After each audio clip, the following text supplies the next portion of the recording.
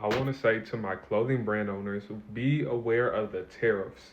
The tariffs affect you also. What a tariff is a tax on another country. It is oftentimes used in war times or signs of aggression. You think the tariff reasoning is good or not, that's neither here or there. Some say it is for domestic expansion and bringing jobs back here, but ultimately, customers are going to feel it and companies are going to feel the tariffs, and clothing brands are going to feel it also. Be aware of the tariffs when you're importing products, when you're making samples, and when you are ordering overseas. You may have an extra tax that may be passed on to you. The Supreme Court is currently reviewing the tariffs and seeing if it's constitutional to have them, but they are still currently in place.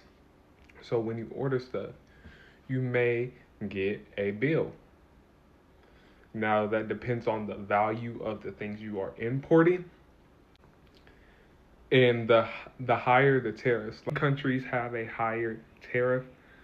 Uh, China has the highest tariff.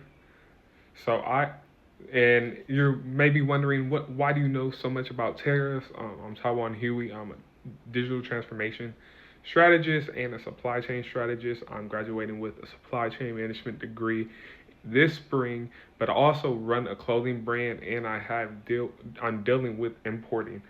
So I want you to make sure you be aware and be cautious of this with your clothing brand and look up the rates and calculate how much you may have to pay.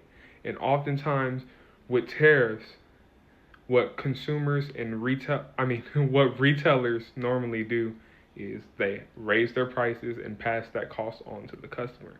So it's really looking at your margins and seeing if you are able to pass that cost down to your customer, and if that import cost is aligned. Let me know if you want me to make more supply chain and logistics content, kind of as a clothing brand owner, but also as a person who's actually in the supply chain industry.